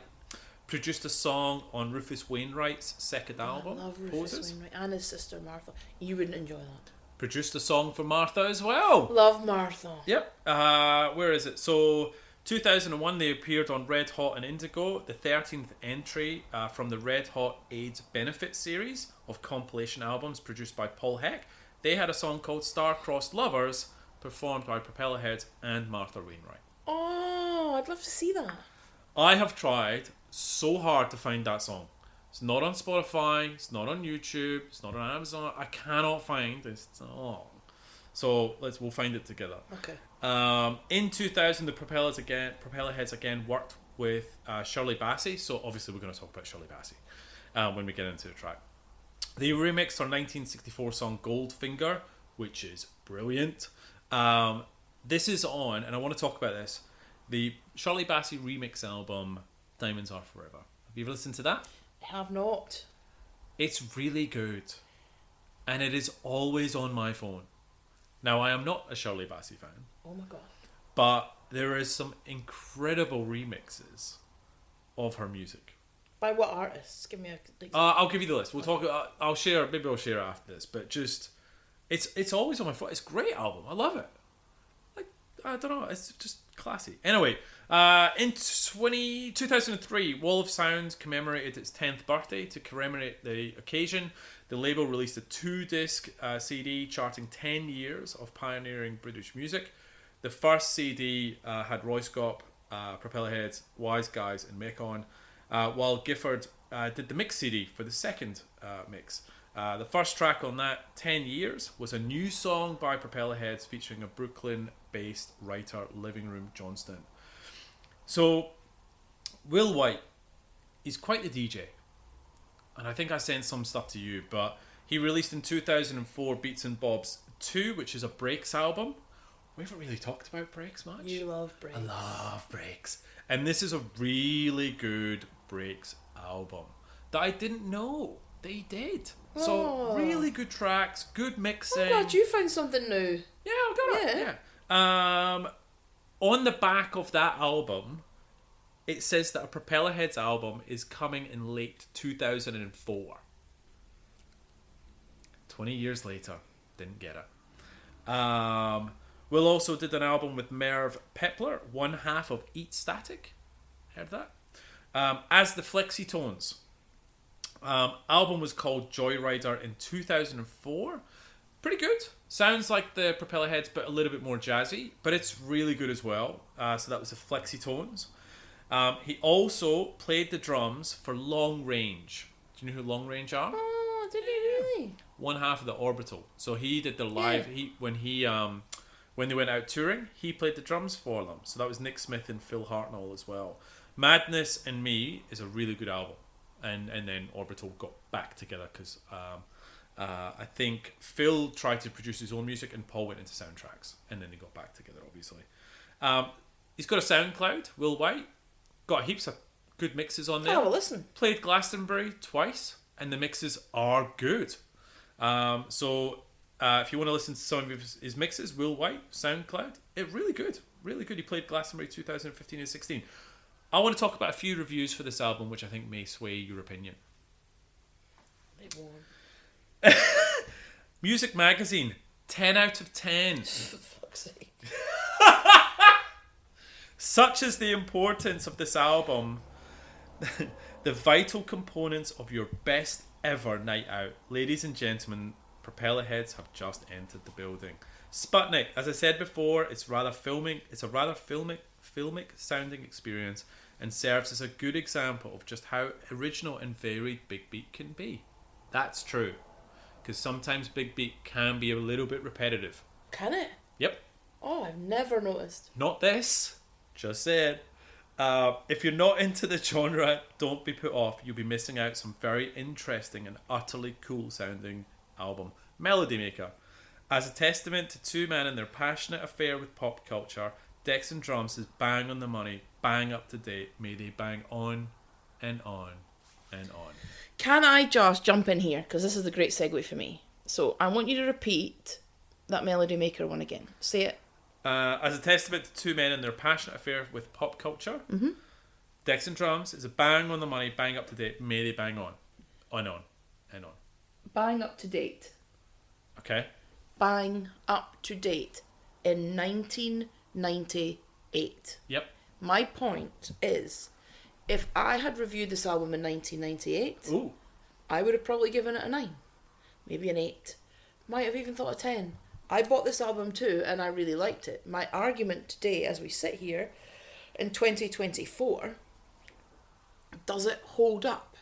Because we listened to a shit ton of music to get to our top 30, some of which I was convinced, I was like, oh, gotta love that. Spoiler alert, Olive, You're Not Alone, one of my favourite songs ever. Their album, listen to it again. I agree. Right? I agree. Dance, the problem with dance music, it doesn't age well. That's my point. And to me, do I think this is a terrible album? No. Does it age well? It does not, for me. I wouldn't ever, after this exercise, it will never, ever, ever cross my ears again. Are they talented? Yes. Yes. In 1998, was Melody Maker right in saying it was bang up to date with pop culture? 100%. They absolutely were. They hit the button, they hit the nerve. Shirley Bassey remixes, James Bond movies, big beat music, big production, electronic music, starting to really hit home. Having them as live performances, having them as proper and recognised as proper music acts. Tick, tick, tick, tick. Fast forward now where you've got far more sophisticated and far more impressive albums to date. It doesn't, for me, it just doesn't stack up anymore. I have fond memories of it too because we both owned it and we both loved it. Yep. There are quite funny tracks on it that give me, they make me laugh. Some of them I thought I was going to go back to and really enjoy again, and I was like, oh, God, hasn't aged. So my argument was, and still is that the reason I thought the spreadsheet was rigged is I was like, really? Does it stand up in the top 30 albums of that decade? Yep. With all the ones that we're going to talk about? Yep. Does it? Does it? And for me, it doesn't get close. That's fair. I did say that there was two albums, two polarising albums, one for you, one for me, that I just don't get. at all, and you don't get this, so it's okay. But I think get it. No, this it's is like niche. I get it. I enjoyed it at the time, so I get it. I'm just really struggle to think that of all of the albums that were made in that decade, this isn't it. Nah, see, I get it, and don't get me wrong, we're going to get into the tracks, and there's some that you kind of go meh, but I still think it sounds great. Don't get me wrong, there's some that I sort of meh, but this is still an album that is safely finds its way onto my regularly played, always on my phone. And I also think the story of what happened to them is fascinating. Yeah, that is right. strange. So, you know, would if we'd got a second album, what would that have looked like? Because now, how do you follow an album like this when it sounds like this is also very hard. So anyway, look, shall we get into the actual album itself? Yeah, let's do that. The first track, Take California. Great track. Oh, I'm sorry, what? Great track. It's my pick. It's my pick. So it's Starts off amazing. yeah, and the other thing every song on this album has multiple samples, which I always appreciate. If there's a bit of a cheeky little sample in there, I always love it, and I always love the effort that it takes to put a sample into a song. This is one. So Take California samples spoken words from the Welcome to the LBJ Ranch by Earl Dowd and Alan Robin. It's a political satire album. Now, one of their quotes later in the album's from Bill Cosby. I don't think that did too well. Let's see, that didn't age well, did it? But they use real sound bites by Richard Nixon, and they splice it up and make it a comedy album. This was Apple's iPod. When they first launched it, Yes. this was their soundtrack. Yeah, I know. That's also pretty cool. That's very cool. I'll give a point for that. So you are all in. I think great start to the album. Great This is my track. pick. This is your pick. Yep. Still holds up. Still holds up. Perfect. All right, let's play Take California. Begin to eat the dust, the dust of Baja California.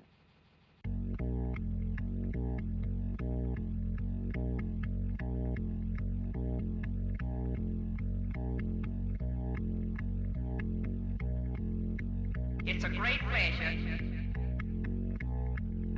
It's a great pleasure. It's a great pleasure to have all of you here today.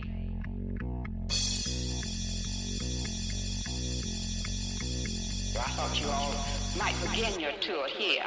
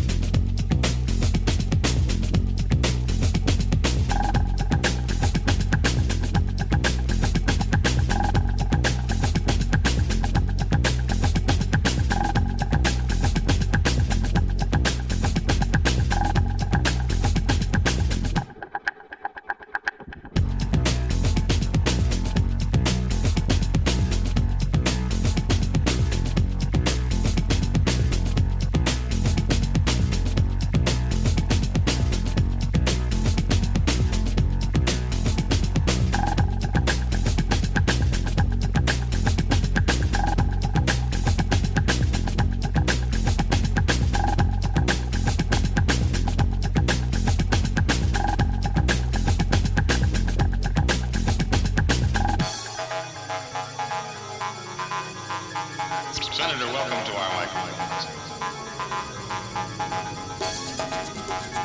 Is there anything of yours that we could keep as a memento of this visit. Take California.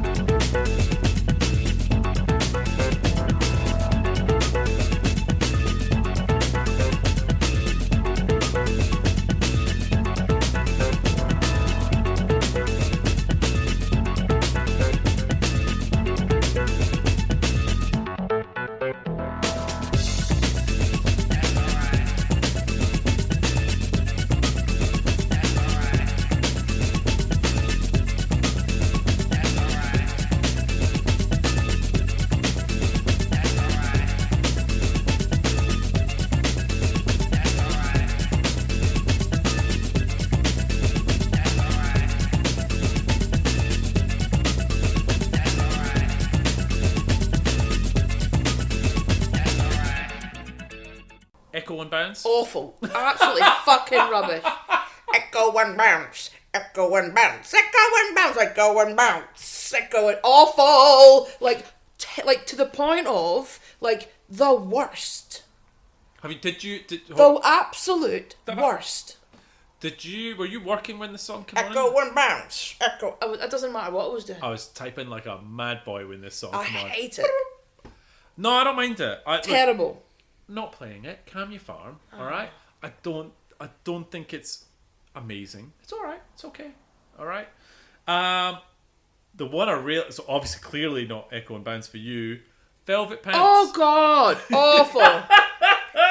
He's got a fit body. He wears velvet pants. He's got a fit body.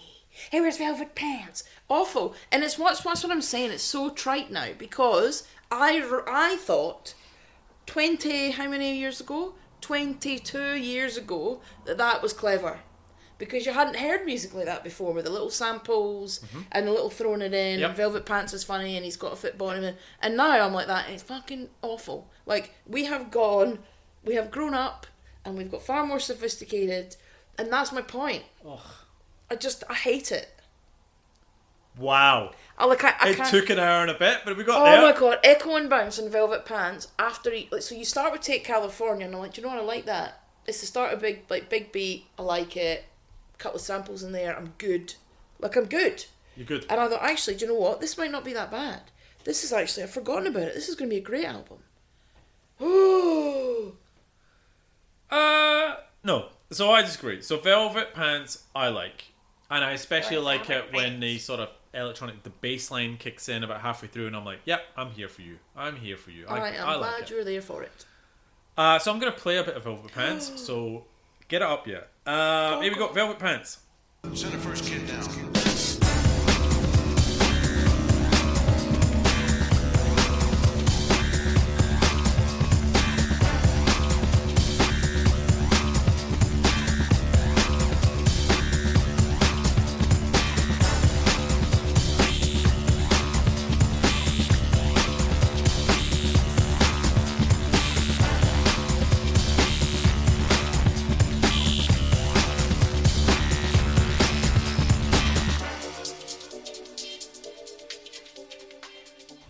Better.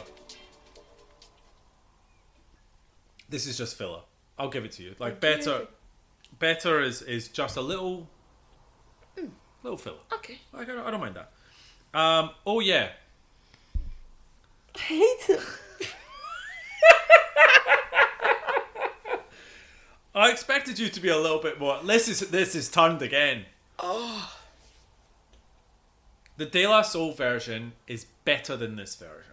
I have not heard that, actually. It's really good, and I love De La Soul, and it's on the 20th anniversary. Just I didn't get quite past the first disc. But with De La Soul's version is good. I do like this. Okay.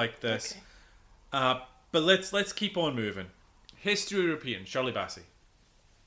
Oh, don't you dare have a go at Shirley Bassey. I'm not gonna. It's not her fault. Oh no. It's just old now. Do you really think that? Yeah, I don't think it's bad. When that came out, it was cracking, wasn't it? She's getting her voice, she's getting sampled. It was great. Yeah, at the time, it's just not aged. I just would never listen to it now. It's not bad. So, coming home from a gig supporting Moby, they were on a flight with the record label, and they asked. Supported Moby. Yeah. Oh. And they went. The record label went, yeah, for your album, who do you want to work with? And they said, Lemmy from Motorhead, Mike D from the Beastie Boys, which makes sense because he was on the Uncle album, so he's sort of getting about a bit, and Shirley Bassey. And Shirley Bassey was the one that they said, we threw it out there, we knew it was never going to happen, and they went, yeah, let's try it. They sent her the demo. Shirley Bassey's originally said no, and said that's a song for Tina Turner, and they went, no, we actually made it for you to sing. Her son heard it and went, you need to do this. That'll be on the Top of the Pops for sure. That's a good song. And it happened. Legit. So, there is a mini documentary on YouTube about the making of the music video to this song. And it's all about, Shirley Bassey. And look, she's a star, right? She's awesome. And the way that she walks in. Yeah, and the entourage that she comes in with, and the perfection that she goes through, and the way that she's treated, and this and that, like proper superstar status, and it's incredible. Like, it's a really good doco, and Shirley's awesome. So, I fair play to them. Hey, we've made the song, we've made it for Shirley Bassey. Can we get her? Yeah, we think we can make that work. Wow, really? Awesome song. I'm going to play a little bit of it. It's not my choice. It was on Something's About Mary, Jaguar, Pantene commercial. It was the old Graham Norton intro song. Like, fair play. Good on you. Here's history repeating. To enjoy, woman, man, girl and boy, feel the pain, feel the joy, and sidestep the little bits of history repeating.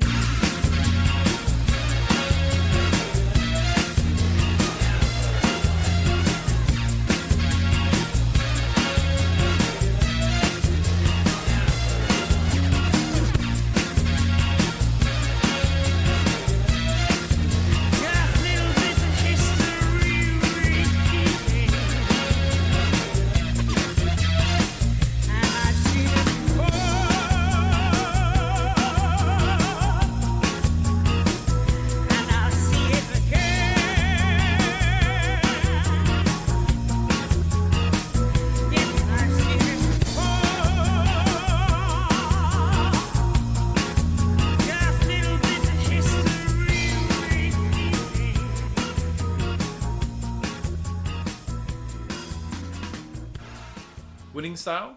Okay. Okay? Like, okay, actually. Okay. Because not too out there. You like winning style? Just kind of nice. Yeah, I agree. Well, it's not going to be the next one. If you wanted something nice, the next one is like, poof, bang on. I hate it. Yeah, okay. Well, let's pause. Let's play winning style first. Okay. All right. While you're in a giving mood, let's play some of that. Now you're getting with it.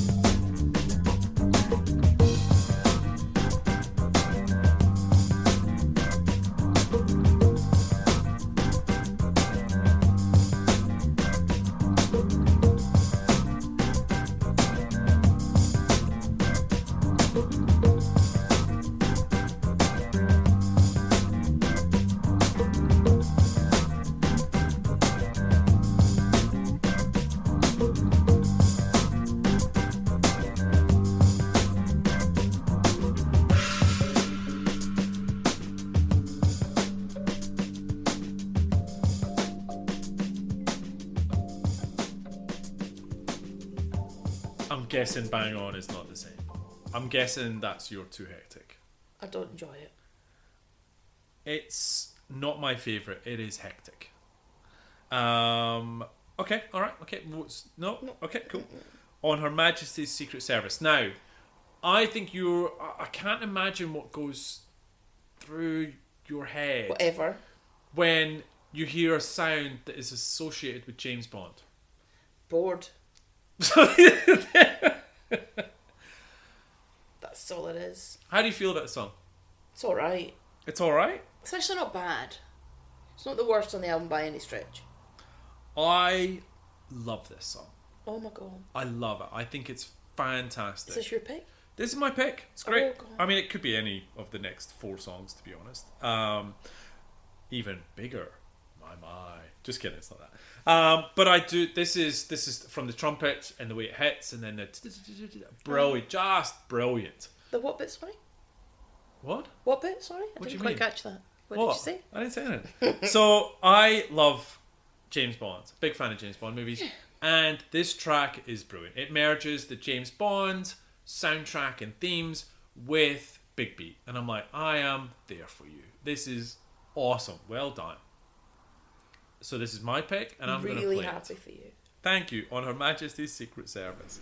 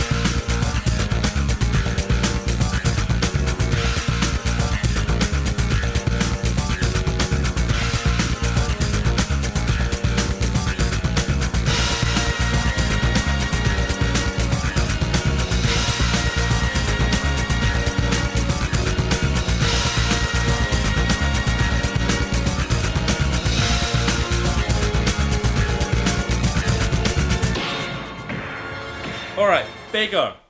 My. See, I just can't. How many tracks are left? I do like this. It is quite comical. It makes me laugh. All right, should we get into Coming to Get You? No? I just don't want it. Do you not like that It's either? okay. It's fine. It's fine. I like the drum loop on this. Is sensational. Let's play a little bit of Coming to Get You.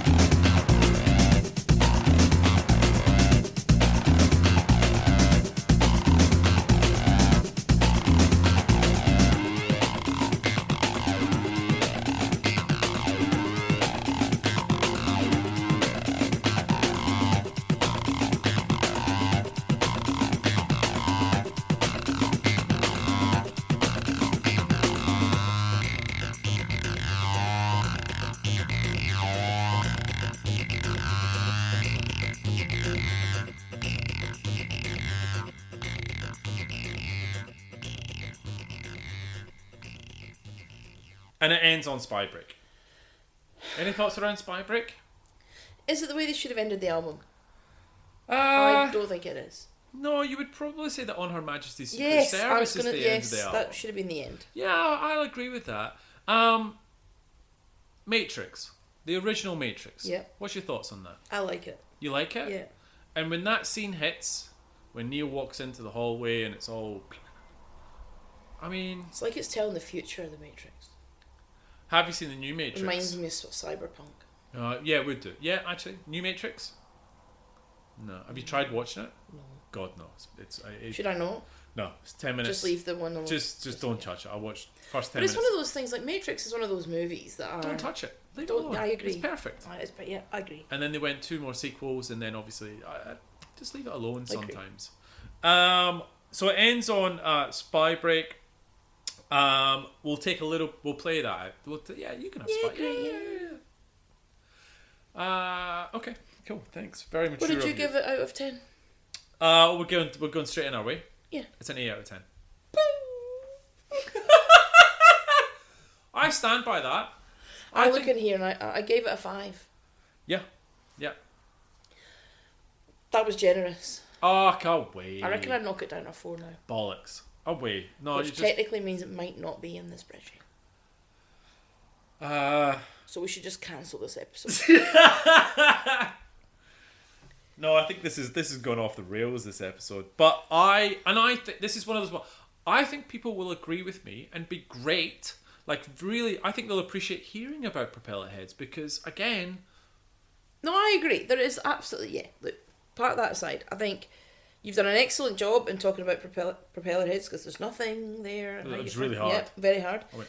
And I do agree in what that Melody Maker review Yep. hits it on the head. In 1998, this album was forward thinking. It was exciting. It was touching all of the popular points at that particular time. I'm just 22 years later. I'm like, echo and bounce, I'm not there now. Feel the same about Definitely Maybe and Married with Children. No, Anyway, number one. I look at that and I go, fucking hell, how did that happen? Anyway. Because you gave it 9 out of 10. But that wasn't my top rated album. I gave it 10. Yeah, that's... 10 well, actually, plus to be 9 fair, is this, 19. yeah, okay, we're not getting into that because we'll argue all night. Do you want to know what the next episode's going to be? I do, because it better be better. Look, this is... I have questioned whether this should sit in this little top 30.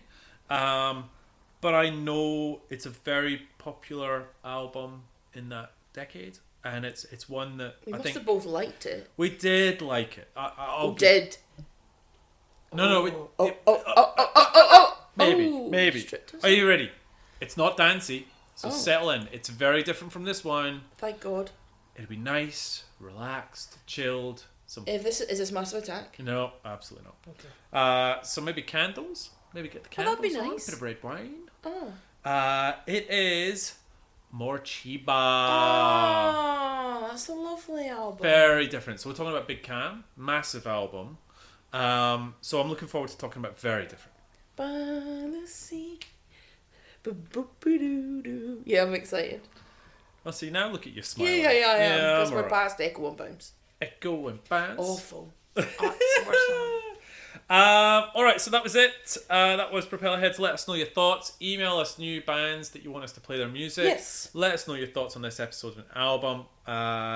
And email us, britpopbanter@gmail.com, X and Facebook, Britpop Banter. Talk to us, let us know how you do. Know what you thought. Lovely. We're off for Peruvian. Woo! And a few more beers. Yay! Alright, we'll leave you with Spy Break. Bye! Bye.